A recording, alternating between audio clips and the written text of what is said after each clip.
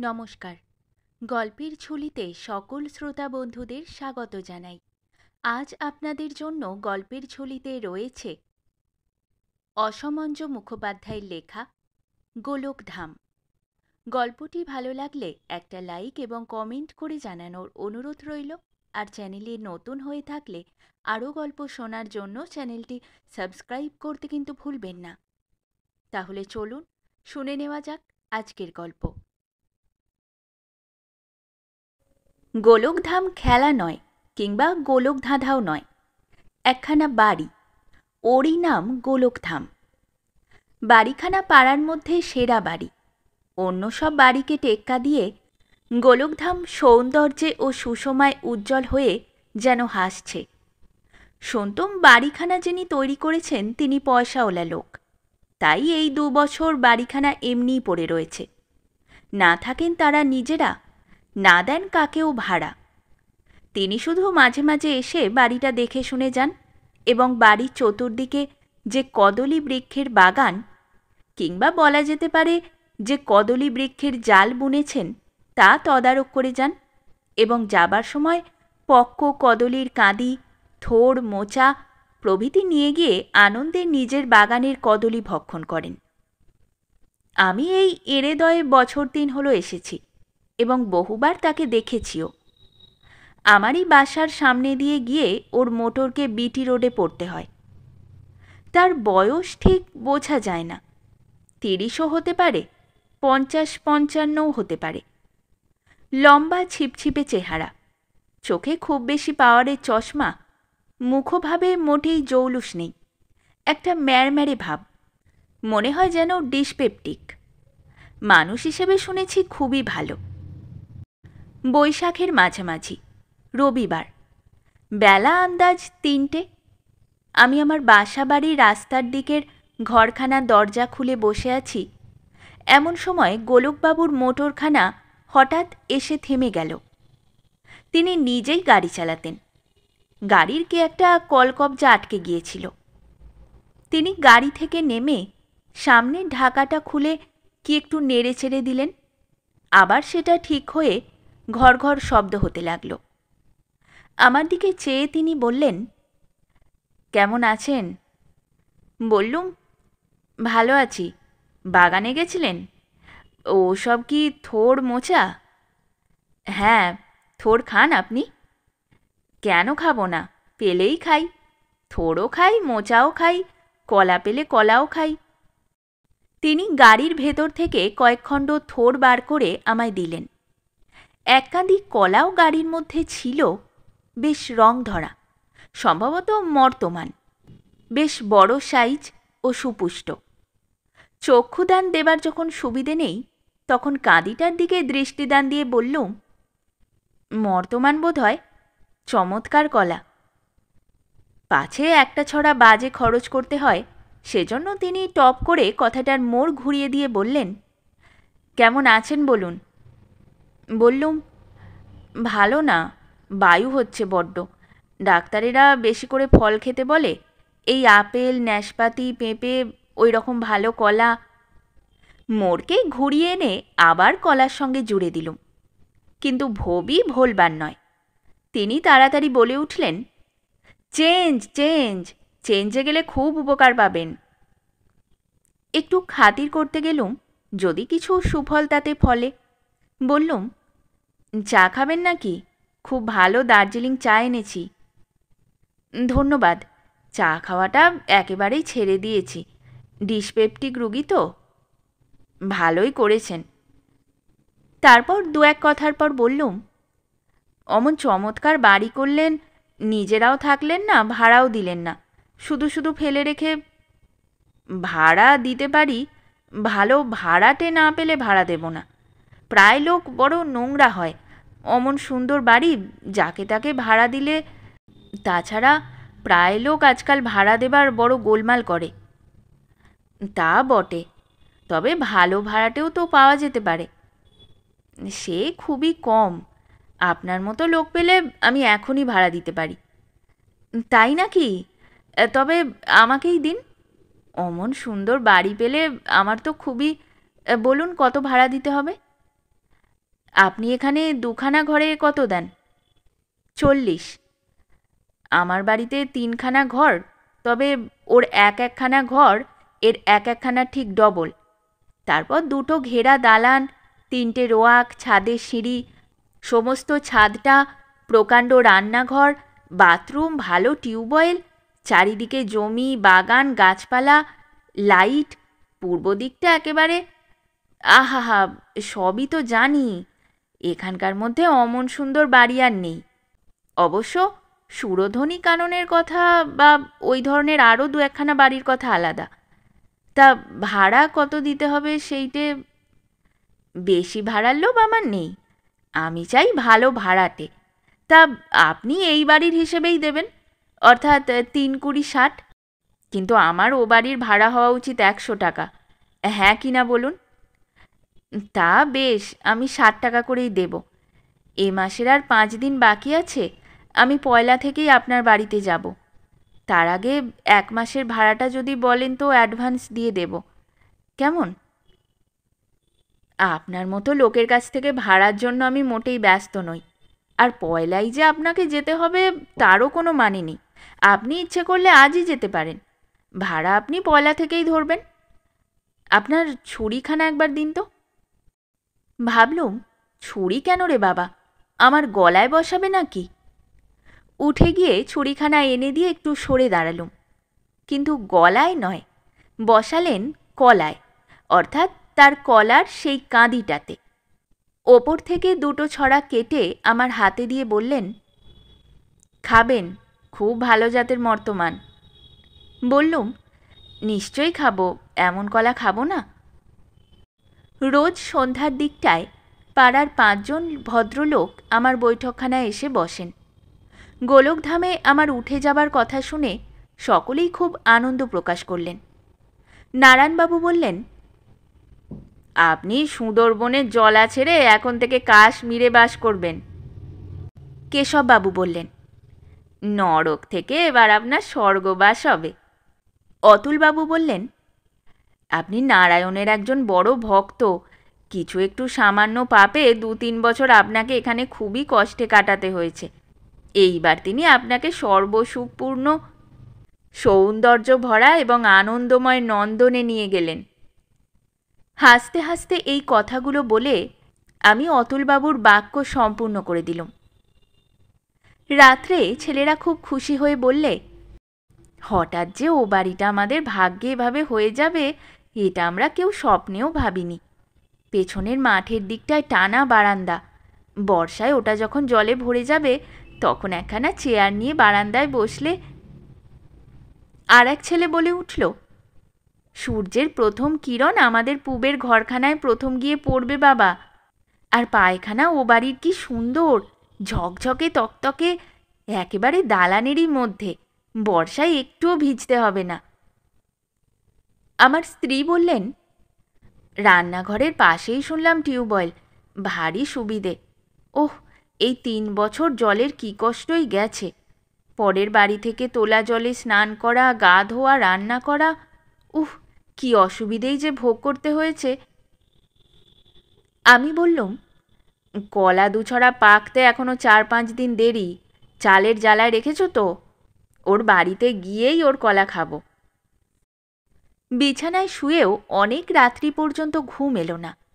নারায়ণবাবুর কাশ্মীর, কেশববাবুর স্বর্গ আর অতুলবাবুর নন্দনের সুখ ও আনন্দের কথাগুলোই ঘুরে ফিরে মাথার মধ্যে ভিড় জমাতে লাগল। আজ 3 দিন হলো নরলোক ছেড়ে গোলকে এসে বাস করছি। বেলা 11টার মধ্যেই যেন তেন প্রকারেণ আহারাদি সেরে নিয়ে দালানের এ প্রান্তে সিঁড়ির নিচে যে হাত 2-3 জায়গা, তারই একদিকটায় 2 পাল্টা করে ভিজে শতরঞ্জি টাঙিয়ে দিয়ে সেইটুকুর মধ্যে সস্ত্রীক আশ্রয় নিয়েছি। দালানের অপর প্রান্তে বাথরুমের মধ্যে প্যানের পাশে একখানা বেতের হালকা চেয়ার নিয়ে গিয়ে এবং তাইতে বসে আমার কনিষ্ঠ পুত্র অশোক তার ক্লাস 7-এর জ্যামিতি পড়ছিল। তার অনতি উচ্চকণ্ঠের সেই ত্রিকোণ, দ্বিভুজ, বৃত্ত প্রভৃতি অনবরত আমার কানে এসে লাগছিল। এখানে আমিও আমার দেহের 5.5 ফুট লম্বকে দ্বিভুজ থুড়ি ভাঁজ করে অর্থাৎ হাঁটু মুড়ে কুঁকড়ে শুকড়ে অর্ধেক পরিমাণ খাটো করে চোখ বুজে পড়ে আছি। আর গৃহিণী নারায়ণের পদপ্রান্তে লক্ষ্মীর মতো বসে বসে ঢুলছেন, কিংবা ঢুলতে ঢুলতে বসে বোধহয় বা নারায়ণেরই ধ্যান করছেন। ধ্যান ভঙ্গ করে একটা দুঃখের শ্বাস ফেলে তিনি বললেন, ভগবান 60 টাকাতে আমাদের জন্য এই 2.5 হাত জায়গায় মেপে রেখেছিলেন। আমি বললাম, কিন্তু বলবার আগে কিছু পূর্ব কথা উল্লেখের প্রয়োজন। আজ 3 দিন হলো আমরা গোলকধামে এসেছি, শুদ্ধ কথায় উপনীত হয়েছি। যেদিন আসি সেদিন দুপুরের খাওয়া সকাল সকাল ও বাড়িতে সেরে নিয়ে বেলা 12টা আন্দাজ সকলে এ বাড়িতে এসে পড়ি। বড়ই আশা করেছিলাম যে পুরানো বাসার অন্ধকূপ ছেড়ে ওখানে গিয়ে বাঁচব। মাঠের ধারে বাড়ি, চারদিকে গাছপালা, বাগান হাওয়ায় উড়িয়ে নিয়ে যাবে। দুপুরবেলায় গিয়ে মেঝে একখানা মাদুর পেতে খুব শান্তিতে একটা ঘুম দিতে পারব। 3 বছরের কষ্ট 3 দিনের আরামে উসুল হয়ে যাবে। কিন্তু আশ্চর্যের বিষয়, ঘুম দেওয়া দূরের কথা, ঘরে দালানে পা দেওয়া মাত্র মাথা পর্যন্ত যেন জ্বলে উঠল। মনে হলো হঠাৎ যেন অগ্নিকুণ্ডের মধ্যে এসে পড়লুম। সে যে কি অসহ্য তাত তা বলবার নয়। অগ্নিগর্ভ বয়লারের পাশে থাকলে যেমন প্রচণ্ড তাপ লাগে, ঠিক সেই রকম তাপ। সব ঘরেই এই রকম। 3খানা ঘরের সংলগ্ন যে টানা বারান্দা, তাতেও একই রকম অসহ্য উত্তাপ। অবশ্য দক্ষিণটা চাপা, কিন্তু তার জন্য এরকম অসাধারণ উত্তাপ হবার তো কথা নয়। আমার বাসাটারও তো দক্ষিণ চাপা ছিল, তার ওপর ঘর দুখানাও ছিল অন্ধকূপ গুদামের মতো, কিন্তু সে ঘরও তো এরকম ভীষণ গরম ছিল না। সবে বৈশাখের মাঝামাঝি, এখনই ঘরের মধ্যে 5 মিনিট কাল দাঁড়িয়ে থাকে কার সাধ্যি। এরপর জ্যৈষ্ঠ মাসে না জানি কী ব্যাপারই হবে। সবাই মিলে এর কারণ অনুসন্ধান করতে লাগলুম। সমস্ত দিন কেউ আমরা ঘরের মধ্যে বা দালানে বসতে দাঁড়াতে পারলুম না। রাত 10টার সময় কিছুটা গরম কমল, কিন্তু সম্পূর্ণ গরম কেটে গিয়ে সাধারণ অবস্থায় আসতে রাত 2-2:30 হলো। 2 দিন এই প্রচণ্ড উত্তাপ ভোগ করে আমরা সকলেই অল্প বিস্তর অসুস্থ হয়ে পড়লাম। সকলেরই বাহ্যে প্রস্রাব বহু পরিমাণে কমে গেল। দিনে রাতে কারোরই ঘুম হয় না। আমার 2 ছেলে তাদের 2 ভগ্নীর বাড়ি পালিয়ে গিয়ে আশ্রয় নিলে, একজন শ্যামবাজারে, একজন বেলেঘাটায়। আমি, আমার স্ত্রী ও কনিষ্ঠ পুত্র অশোক, এই 3টি প্রাণী এই আগুনের মধ্যে থেকে নিদারুণ কষ্ট ভোগ করতে লাগল। 2 দিন পরে দেখা গেল বাথরুমের ভিতরটা আর সিঁড়ির নিচেটায় উত্তাপ কম। এই 2 জায়গায় ডবল ছাদ, তাই সারাদিন সিঁড়ির নিচে ওই 2.5 হাত জায়গাটুকুই আমাদের আশ্রয়স্থান হয়ে দাঁড়ালো। আর অশোক আশ্রয় নিলে বাথরুমের মধ্যে, পায়খানার প্যানের পাশে। সুতরাং স্ত্রীর উপরোক্ত কথার উত্তরে বললুম, হ্যাঁ সত্যই তাই, ভগবান 60 টাকাতে আমাদের এই 2.5 হাত জায়গায় বরাদ্দ করে দিয়েছেন। পরের দিন রোগ ধরা পড়ল। পাড়ার সব ভদ্রলোক এসে জমা হয়েছিলেন। সকলের চেষ্টা, যুক্তি ও বিবেচনার ফলে জানা গেল যে রোগটা হলো ছাদের। গোলকবাবুর দোতলা করবার ইচ্ছা ছিল এবং সেজন্য ঢালাই ছাদ 5 ইঞ্চি পুরুর জায়গায় 1 ইঞ্চি 3 পুরু করেছিলেন, আর তাও মশলা খুব কম দিয়ে। তার জায়গায় লোহার শিক দিয়ে যাতে খুব মজবুত হয় তাই করেছিলেন। কিন্তু কোনো কারণে তিনি দোতলা করেননি। এদিকে একতলার ছাদে জল ছাদও করেনি। ফলে রোদ ওঠবার সঙ্গে সঙ্গেই সেই সব লোহার শিক তেতে একেবারে আগুন হয়ে উঠত। আর সেই উত্তাপ বেলা 10-11টা থেকে রাত 2-2:30 পর্যন্ত ঘরে দালানে জমা হয়ে থাকত। যাই হোক, রোগ যখন ধরা পড়ল তখন প্রত্যেকেই এক একটা দাওয়াই বাতলাতে লাগলেন। যুগলবাবু বললেন, সমস্ত ছাদটায় একখানা করে ইট বিছিয়ে দিলে তাত অনেকটা কম লাগবে। কিন্তু হিসেব করে দেখা গেল যে তাতে প্রায় 500 টাকার ইট কিনতে হবে, সুতরাং অসম্ভব। রজনীবাবু বললেন, বিচালির তরপা, সমস্ত ছাদটা খড় দিয়ে ঢেকে রাখা। অতুলবাবু মুখে হুট করে একটা শব্দ করে বললেন, তা কি কখনো হয়? একটা জ্বলন্ত দেশলাইয়ের কাঠি, কি একটা পোড়া বিড়ি, ব্যাস একেবারে লঙ্কা কাণ্ড। ও হবে না, ও খড়টর চলবে না, করতে হবে তোমার গিয়ে ইয়ে করতে হবে। কিন্তু ইয়েটা যে কি তাও অনেকক্ষণ ভেবেও অতুলবাবুর মুখ থেকে বার হলো না। নন্দবাবু বললেন, ডবল করে হোগলার আচ্ছাদন সমস্ত ছাদটায়। কিন্তু হিসেব করে দেখা গেল তাতেও বহু টাকা খরচ। সুতরাং ডবল হোগলাকেও ইট বিচালির পথানুসরণ করে সরে পড়তে হলো। সুবোধ কন্ট্রাক্টারি করত, অনেক ছোট বড় মাঝারি বাড়ি তার হাত দিয়ে তৈরি হয়েছে। তাকে বললুম, সুবোধ, তুমি যে কিছু বলছো না, বলো কি উপায় করা যায়। সুবোধ বললে, ছাদের ওপর নতুন করে জল ছাদ করা ছাড়া উপায় নেই। তাতে খরচ হবে কত? তা 500। আমার ছোট ছেলে অশোক একধারে চুপ করে দাঁড়িয়েছিল। সে বললে, বাবা, কচুরিপানা তুলে এনে সমস্ত ছাদটায় দিলে হয়। শরৎ বললে, আমিও তাই বলতে যাচ্ছিলুম। তখন সকলেরই মত হলো যে কচুরিপানাই এর সস্তা ওষুধ। কিন্তু মুশকিল হলো ধারে কাছে কোনো পুকুরেই কচুরিপানা নেই। প্রায় 1/2 মাইলটাক দূরে একটা পুকুর থেকে কচুরি তুলে পাড়ের ওপর ফেলে রেখেছিল। সে পানা সবই প্রায় শুকিয়ে এসেছিল, সামান্য কিছু কাঁচা ছিল। অগত্যা সেই শুকনো কচুরি কুলিদের দিয়ে আনিয়ে ছাদ ঢেকে দেওয়া হলো। কিন্তু তাতেই তো হবে না, রোজ তাতে জল দিয়ে ভিজিয়ে রাখা দরকার। সুতরাং 8 আনা করে রোজ একজন লোককে দিয়ে জল দেবার ব্যবস্থা করা গেল। সুফল ফলল। সেই দিন থেকেই অভদ্র ও অগ্নিমূর্তি ঘর দালান ভদ্র ও ঠান্ডা মূর্তি ধারণ করল। অসাধারণ উত্তাপটা সাধারণ ধাপে নেমে এলো। কদিন ধরে দারুণ দুর্ভোগ ভোগ করে আমরা নিস্তার পেলুম। কিন্তু উত্তাপের হাত থেকে নিস্তার পেলুম বটে, কিন্তু হঠাৎ আর এক বিপদ এসে দেখা দিল। কয়েকদিন পরে একদিন সন্ধ্যার পর দেখা গেল দালানের মধ্যে একটা হাত 3-4 লম্বা এবং বেশ কিছু মোটা সাপ কুণ্ডলি পাকিয়ে দেয়াল ঘেঁষে শুয়ে আছে। রংটা মেটে, হেলে বা জল ঢোড়া নয়, ঢ্যামনা, অর্থাৎ ইংরেজিতে যাকে র্যাট স্নেক বলে তাও নয়। গৃহিণী আঁতকে উঠলেন। আমি ভয়ে ব্যস্ত হয়ে পড়লুম। ছেলে 3টির একজনও বাড়ি নেই। আমি যে বাইরে গিয়ে কাকে ডেকে আনবো তাও পারছি না, কারণ সেই ফাঁকে সর্পরাজ যদি সুরসুর করে ঘরের মধ্যে গিয়ে ঢোকেন। একগাছা বড় লাঠি ছিল।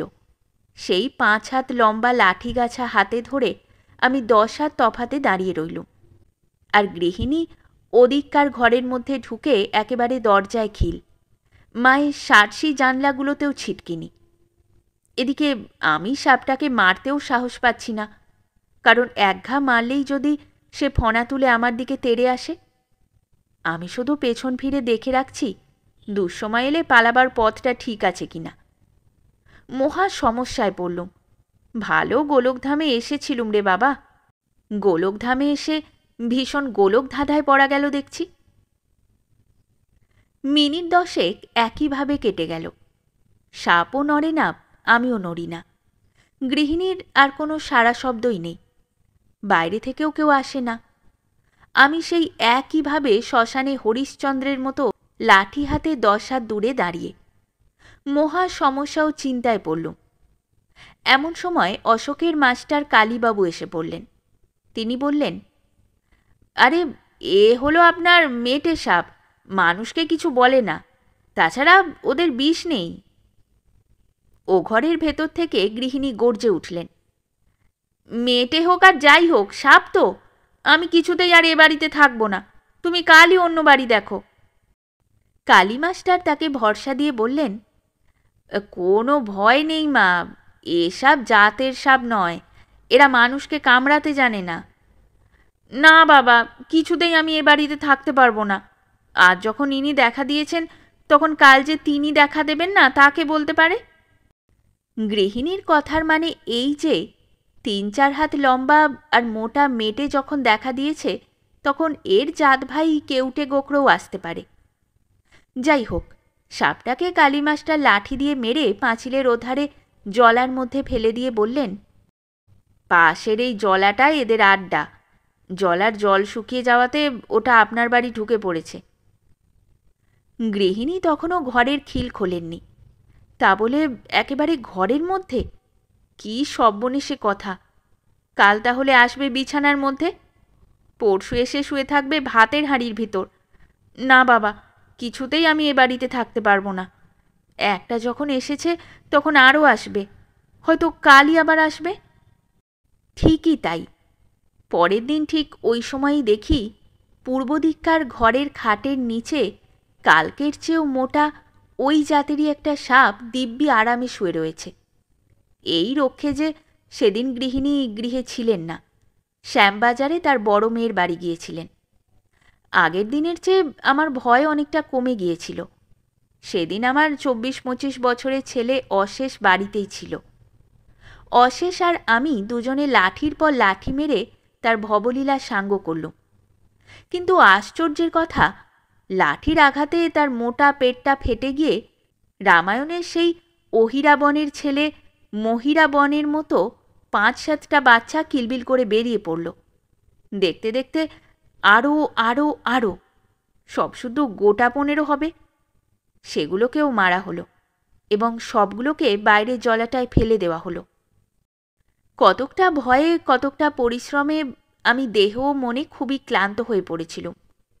খাটের ওপর শুয়ে পড়লুম। শুয়ে শুয়ে নানা রকম আকাশ পাতাল ভাবতে লাগলুম। সাপের ডিম হয় এই তো জানি, পেট ফেটে বাচ্চা বেরোয় এ তো অদ্ভুত ব্যাপার। এখন করা যায় কি? আজ একেবারে শোবার ঘরের মধ্যে। গৃহিণীর কথা তো উড়িয়ে দিতেও পারি না যে ইনি যখন এসেছেন তখন তিনিও একদিন আসতে পারেন। মহা চিন্তায় পড়লুম, কি করা যায়। পরের দিন গৃহিণী সকালেই এড়েদয় এলেন। সাপের কথা সবই শুনলেন, কিন্তু একটি কথাও মুখ দিয়ে উচ্চারণ করলেন না। শুধু গুম হয়ে মিনিট 2-3 নির্বাক অবস্থায় বসে রইলেন। তাকে ভরসা দেবার অভিপ্রায়ে বললাম, এরা দেখতে সাপেরই মতো, কিন্তু বোধহয় সর্পশ্রেণীর নয়। তেমনি গম্ভীরভাবে গৃহিণী বললেন, না, ওরা ব্যাঘ্র কিংবা বেড়াল শ্রেণীর। কথাটা তুমি বুঝলে না। সাপের পেটে ডিম থাকে, এ যে বাচ্চা বেরিয়ে পড়ল। মুখখানা ভয় ও বিরক্তিতে ভরিয়ে গৃহিণী বললেন, পেটের ডিমই ছিল, লাঠির ঘায়ে সেই ডিম ভেঙে গিয়ে বাচ্চা বেরিয়ে পড়েছে। ভেবে দেখলুম গৃহিণীর কথাটাই ঠিক বটে। মনে মনে লজ্জিত হয়ে পড়লুম। যাই হোক, মহা চিন্তার মধ্যে পড়লুম। ছাদ গরমের হাত থেকে যা হোক কতকটা নিষ্কৃতি পেলাম, এখন আবার এ নতুন উপসর্গ, সাপের হাত থেকে নিষ্কৃতি পাই কি করে? নানা জনে নানা পরামর্শ দিতে লাগলেন। তার মধ্যে হলুদ ও লঙ্কা পোড়ার ধোঁয়া দেওয়াটাই সকলে সমর্থন করলেন।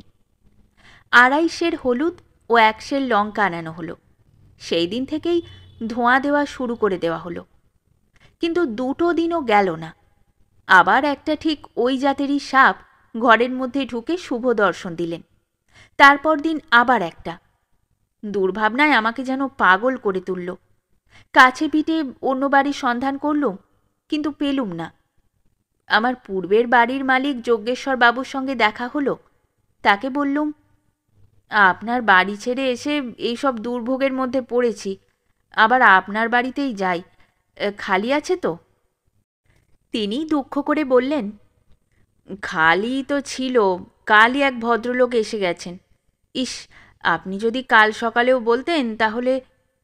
কে এলেন? ওই যে শিবু ঘোষালের টিনের ঘর দুখানায় যে ভদ্রলোক ছিল। কে বলুন তো? আপনি চিনবেন না, অল্পদিন হলো এখানে এসেছেন। ওই যে কৃষ্ণা নামে খুব ভালো একটা ফাউন্টেন পেনের কালি বেরিয়েছে, এ ভদ্রলোক হলেন এই ব্যারাকপুর অঞ্চলে তার সেলসম্যান, বেশ উপায় করেন। আচ্ছা, দুলাল ঘোষের পুরানো বাড়িটার খোঁজ করেছেন? সেটা খালি নেই, তাতে কারা আছে। মহা সমস্যায় পড়লুম, কি করা যায়। সাপের হাত থেকে কি করে উদ্ধার পাওয়া যায়? এই সময় একজন বললেন, কার্বলিক অ্যাসিড না হলে সাপ আসা বন্ধ হয় না। কার্বলিক হলো ওর একমাত্র উপায়। সেই দিনই কার্বলিক অ্যাসিড আনানো হলো ও জলের সঙ্গে মিশিয়ে বাড়ির চারদিকে ছিটিয়ে দেওয়া হলো, বিশেষ করে পূবের দিকটায়। সেদিন আর সাপ এলো না, তার পরদিনও না, তার পরের দিনও না। তখন রোজ সন্ধ্যার আগে বাড়ির চারদিকে কার্বলিক দেওয়া চলতে লাগলো। ভগবানের দয়ায় সেই থেকে সাপ আসা একেবারেই বন্ধ হয়ে গেল। সাপ আসা বন্ধ হলো বটে, কিন্তু আর এক নতুন উৎপাত আমাদের ব্যতিব্যস্ত করে তুলল। আগেই বলেছি বাড়িটার চারদিকেই কলা বাগান, অসংখ্য কলা গাছ বাড়িটাকে ঘিরে রেখেছে। এরেদতে এমনিতেই ভয়ানক মশার উপদ্রব, তারপর আষাঢ় মাসে যেমন বর্ষা নামল, সঙ্গে সঙ্গেই কলা বনের লক্ষ লক্ষ নয়, কোটি কোটি মশা এসে আমাদের ঘর দোয়ার দালান ভরে গেল। যিনি যতই মশার দেশে থেকে থাকুন, গোলকধামের সে মশার পরিমাণ, আকার আর তাদের ভীষণ কামড়ের জ্বালা কেউ কল্পনাও করতে পারবেন না। কেবল কি সন্ধ্যার পর? সকাল, দুপুর, বিকেল, সন্ধ্যা, রাত্রি সর্বক্ষণই দলে দলে অসংখ্য মশা সর্বাঙ্গ জ্বালিয়ে দিতে লাগল। মশা মারতে শুধু গালেই চর নয়, সর্বাঙ্গে চর মেরে মেরে সর্বাঙ্গ ফুলে উঠল। এ মশা তাড়ালে যায় না, পাখার বাতাসে যায় না, অদ্ভুত মশা। তার ওপর একে রামে রক্ষে নেই সুগ্রীব দোসর। মশার সঙ্গে আছেন ঝাঁকে ঝাঁকে বড় সাইজের মাছি। এই দুই প্রবল শক্তিশালী কম্বাইন্ড ফোর্স 3 দিনের মধ্যে আমাদের একেবারে কাবু করে ফেললে। ফ্লিট আনানো হলো, স্প্রে আনানো হলো, কিন্তু কোনো ফলই তাতে হলো না। ফ্লিটের বিশ্রী কড়া গন্ধে আমাদের মাথা ধরতে লাগলো, আমরাই কাবু হয়ে সরে যেতে লাগলুম। কিন্তু মশা মাছির কিছুই হলো না। সামান্য কিছু সময়ের জন্য তারা গা ঢাকা দিত বটে, কিন্তু আবার যা তাই। বাতাস করবার জন্য 2 ডজন হাত পাখা ও 6টা বাড়তি মশারি কিনে আনা হলো। কিন্তু দিনরাত তো আর খাওয়া দাওয়া কাজকর্ম ছেড়ে দিয়ে মশারির ভিতর ঠুটো জগন্নাথ হয়ে বসে থাকা চলে না। কি করা যায়? ভেবে দেখলুম কিছুই করা যায় না। মানুষ হালে পানি না পেলে, অর্থাৎ কোনো উপায় করতে না পারলে যা করে থাকে তাই করতে লাগলুম, অর্থাৎ ভগবানকে ডাকতে লাগলুম। তাই কি এক মনে নিশ্চিন্তে ডাকবার উপায় আছে? সঙ্গে সঙ্গেই অসংখ্য মশা এসে কপালে, মুখে, কানে, ঘাড়ে, পিঠে, পেটে, পায়ে, অলিতে গলিতে তীব্র দংশন করে জ্বালিয়ে দিতে থাকে। মশামাছির উৎপাতে যখন এই রকম অতিষ্ঠ হয়ে এবং অর্ধমৃত হয়ে পড়েছি, ঠিক সেই শুভ সন্ধিক্ষণে একদিন চরম দুর্ভোগ ঘটে গেল। সেদিন রাত্রে প্রায় সারা রাত ধরেই বৃষ্টি হয়েছিল। ভোর 5টায় বিছানা থেকে ওঠা আমার চিরকালের অভ্যাস। সেদিন ওই সময় উঠে দেখি দালানের দরজাটা খোলা হাঁ হাঁ করছে। ছেলেদের শোবার ঘরের দরজাটাও খোলা। এত ভোরে ওরা তো কেউ ওঠে না।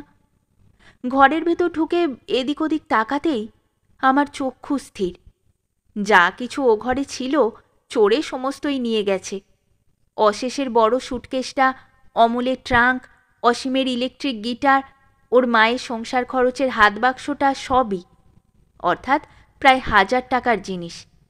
তারপর রান্নাঘরে গিয়ে দেখা গেল সেখানেও মহাপ্রভু বেশ কিছু দয়া করেছেন। যা কিছু বাসনপত্র ছিল তার একখানাও নেই।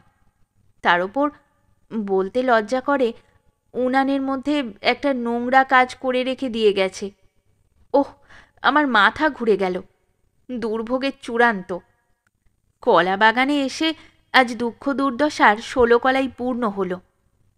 কিংবা তাও বলা যায় না, অপরং বা কিম ভবিষ্যতি। পাড়ার সকলে বললেন, বর্ষাকালটায় চোরের উপদ্রব একটু হবে, বাড়িটা একেবারে মাঠের ধারে নির্জন জায়গায় কিনা। তবে আর তবের দরকার নেই। ছেলেদের বললুম, যত টাকাই ভাড়া হোক অন্য বাড়ির খোঁজ করো, যেখানেই হোক, এমনকি জমের বাড়ি হলেও সেইখানেই যাব। গোলকধামে আর কিছুতেই থাকব না, একটা দিনও না। ভগবানের অশেষ দয়া, অশেষ সেই দিনই দক্ষিণেশ্বরে একখানা বাড়ির খোঁজ নিয়ে এলো। এরেদ আর দক্ষিণেশ্বর পাশাপাশি, একেবারে লাগোয়া। তখনই আমি সেই বাড়ির মালিকের সঙ্গে দেখা করলুম। ভাড়া জিজ্ঞাসা করতে বললেন, ভাড়া 50 করে। যারা ছিলেন তারা 40 করেই দিচ্ছিলেন বটে, কিন্তুর কথা আর বলতে না দিয়ে বললুম, 50 করেই আমি দেব। ভদ্রলোক আসার অতীত আনন্দে হাত দুটো কচলাতে কচলাতে বললেন, তাহলে কবে থেকে আসবেন? আপনাকে আমি জানি, আপনি এরেদর যজ্ঞেশ্বরবাবুর বাড়ি আছেন তো? ছিলুম, কিন্তু বর্তমানে আছি মাঠের ধারে ওই নতুন কলাগাছওয়ালা বাড়িতে। গোলকধামে? আগে হ্যাঁ। আপনি তাহলে এখন এই 25টি টাকা নিন অ্যাডভান্স হিসেবে, বাকি 25 টাকা মাসকাবারে দিয়ে দেব, কেমন? আচ্ছা, নমস্কার। নমস্কার নমস্কার। কবে তাহলে আসবেন? আজই ওবেলা? বেশ, তাহলে আমি এখনই ঘরগুলো সব ধুইয়ে রেখে দিই। তারপর আর এক দফা পাল্টাপাল্টি নমস্কারের পালা শেষ করে আমি বাইরে চলে এলুম। সদর দরজার পাশে দেওয়ালের গায়ে বাড়িটার নাম একখানা ট্যাবলেটে লেখা ছিল। সব অক্ষরগুলো পড়া যায় না। কোনো দুষ্টু ছেলে বোধহয় কাদার পোঁচ দিয়ে সবটা ঢেকে দিয়েছিল। বৃষ্টির ছাঁটে সবটা ধুয়ে উঠে গেছে, তবুও মধ্যেকার 2-3টে হরফ এখনও কাদায় ঢাকা রয়েছে, পড়া যায় না।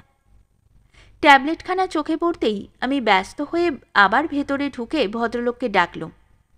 তিনিও ব্যস্ত হয়ে বাইরে এলেন। জিজ্ঞাসা করলেন, আবার ফিরে এলেন যে? দয়া করে টাকাগুলো ফিরিয়ে দিন, এ বাড়িতে আমার থাকা চলবে না। ভদ্রলোক খুব বিস্মিত ও ব্যস্ত হয়ে জিজ্ঞাসা করলেন, কেন কেন কেন? আপনার বাড়ির নাম তো গোলকধাম। আগে না, গোবিন্দধাম। কেন বলুন তো? না, কিছু না, কাদা মাখা রয়েছে কি না, মাঝের অক্ষর দুটো পড়া যায় না। গোলকধাম যদি হতো তাহলে বিনা ভাড়াতেও আমি থাকতুম না। যাক, নমস্কার, কিছু মনে করবেন না। ভদ্রলোক এতই বিস্মিত হয়েছিলেন যে এবার আমার নমস্কারের উত্তরে প্রতি নমস্কারের কথাটা তার খেয়ালই হলো না। আমি সদর দরজার কাছ বরাবর যখন চলে এসেছি, তখন তার কণ্ঠস্বর আমার কানে এসে বাজল। বাবাই নামটা দিয়ে গিয়েছিলেন, তার নাম গোবিন্দপ্রসাদ চট্টোপাধ্যায়। তিনি প্রায়...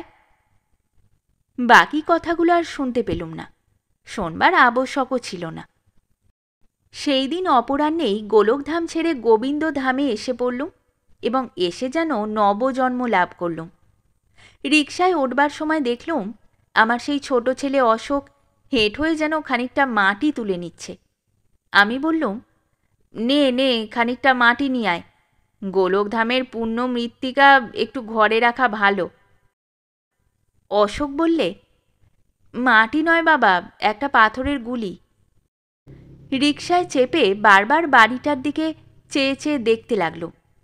3 মাস এখানে থেকে বুঝতে পেরেছিলুম, শুধু বোঝা নয়, হাড়ে হাড়ে বুঝতে পেরেছিলুম যে সত্যই এটা গোলকধাম অর্থাৎ বৈকুণ্ঠ। তবে লক্ষ্মীনারায়ণের সে বৈকুণ্ঠ নয়। গত যুগে নীলকর সাহেব নারায়ণদের ও কোনো কোনো জমিদারের কাছারি বাড়িতে অবাধ্য প্রজাকে পীড়ন ও শাসন করবার জন্য যে বৈকুণ্ঠ থাকত, এ হলো সেই বৈকুণ্ঠ।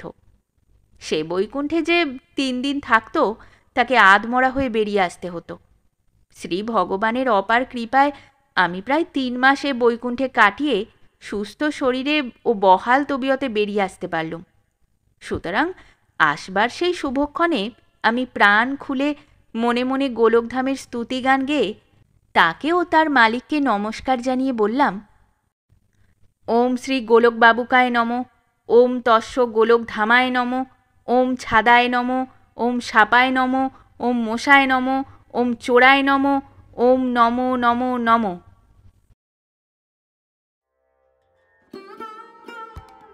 শেষ হলো আমাদের আজকের গল্প। গল্প পাঠে এবং বিভিন্ন চরিত্রে আমি তৃষিতা। গল্পটি ভালো লাগলে লাইক এবং শেয়ার করে দেবেন, আর চ্যানেলে নতুন হয়ে থাকলে আরও গল্প শোনার জন্য চ্যানেলটি সাবস্ক্রাইব করতে কিন্তু ভুলবেন না। খুব তাড়াতাড়ি নতুন একটি গল্প নিয়ে ফিরে আসব। সকলে ভালো থাকুন, শুনতে থাকুন গল্পের ঝুলি।